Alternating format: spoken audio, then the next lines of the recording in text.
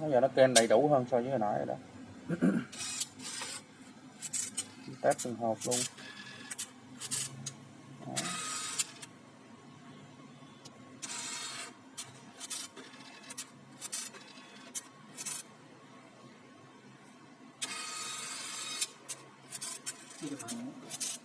Rồi nó test từng ô luôn. Thì nó nhớ đó. Cho nó đầy đủ hơn hồi nãy rồi.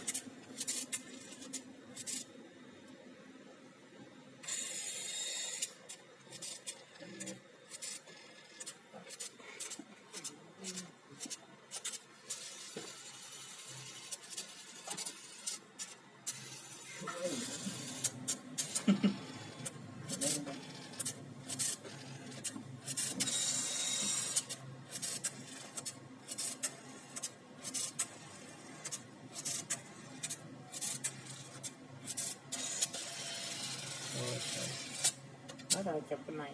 Này. Vừa thôi.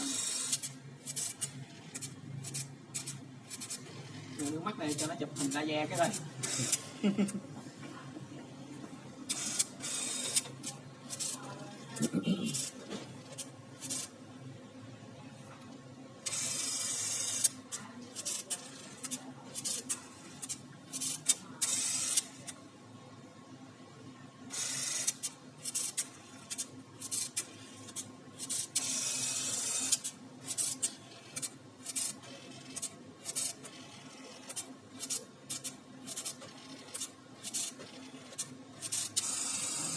Quay phim ha.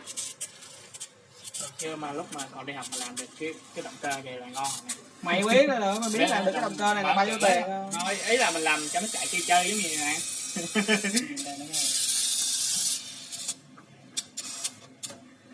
Nó chết hoài vậy. Mở cửa nhà tự động rồi này. Hết rồi đó. Nó bán gì nữa? Chưa. Không successful rồi đó. Comment successful rồi đó, xong rồi đó. Ok. Xong rồi đó.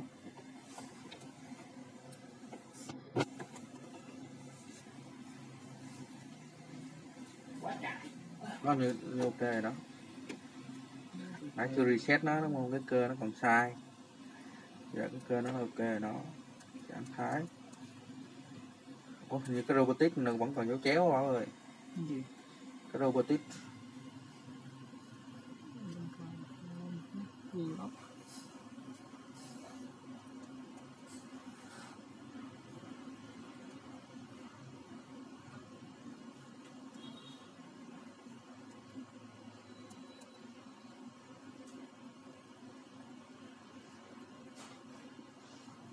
Cái đèn ready nó chưa sao?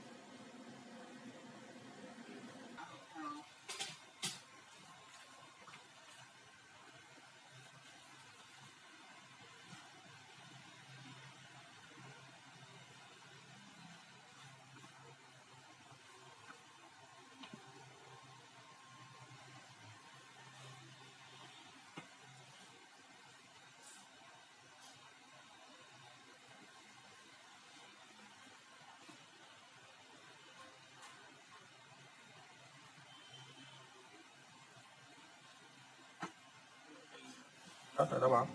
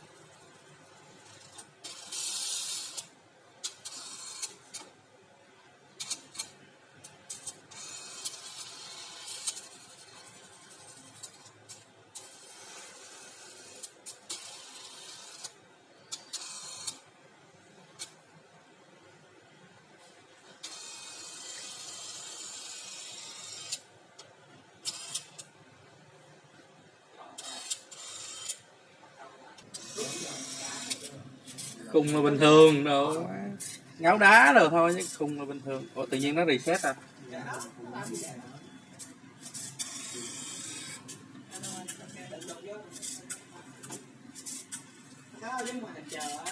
Đúng rồi khung.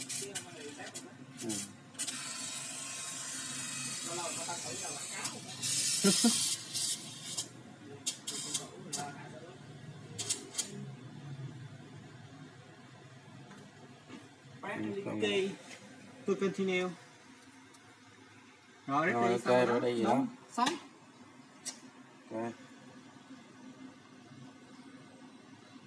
Rồi, đắt nè. Giờ nó hỏi là bao cao su. Ok.